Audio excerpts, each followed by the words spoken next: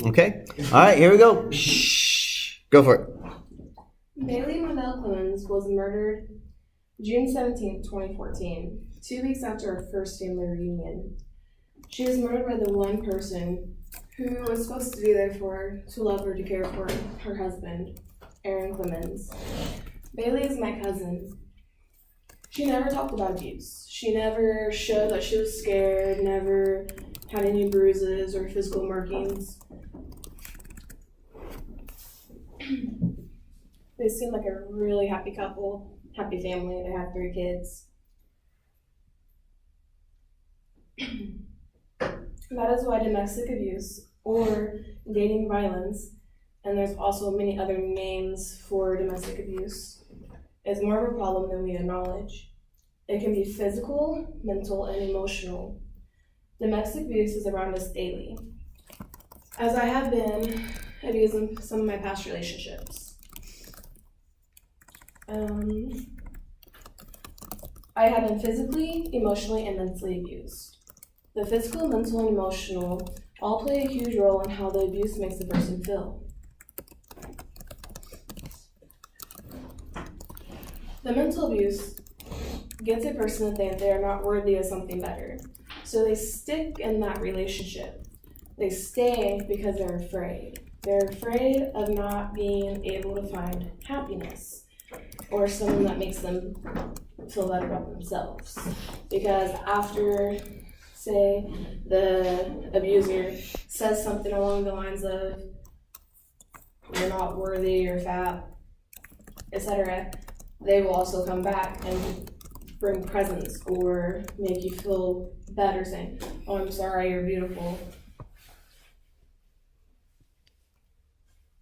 And then emotional and mental also go hand in hand because it's kind of the same thing. But emotional kind of goes a little deeper because it plays a role in mental because it stays with you, if that makes any sense. Both of these things gets the person to feel as if they mean as little as possible. Has anyone ever felt that way? And I have gone through this with my last boyfriend. He made myself feel as if I was nothing. He called me fat. He told me I was never going to finish college. I would never lose weight, and here I am. I am in my second to last semester. I have a personal trainer now, started out last Friday. And did you guys know nearly 20 people a minute are abused in the U.S. by a loved one? 85% of domestic violence is women. The last part of domestic abuse would be physical. This one to me is the worst. However, many people would say mental and emotional because those scars do not heal. They are always with you.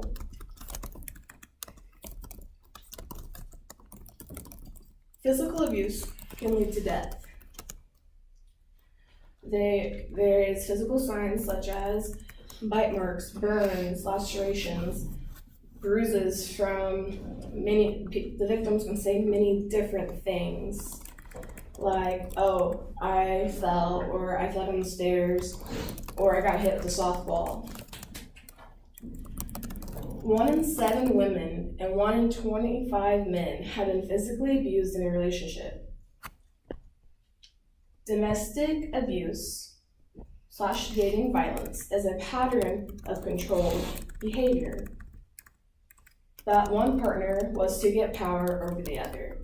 So the abuser wants to control the victim.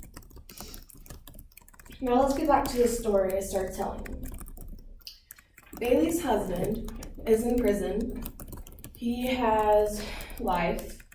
They were talking about the electric chair for a while, which I would have found way too easy after what he's done, because he's kind of a pretty boy, if you guys understand that, any. And then her kids, Gannon, Emma, and Caden, are separated. Caden is with his real dad. Gannon and Emma are with Bailey's dad in Springfield, and Caden is in North Dakota, I believe. So remember, domestic violence has many different types, but three main ones are physical, mental, and emotional. Also, if your loved one is being abused, please call 1-800-709-7233. It's the domestic abuse hotline.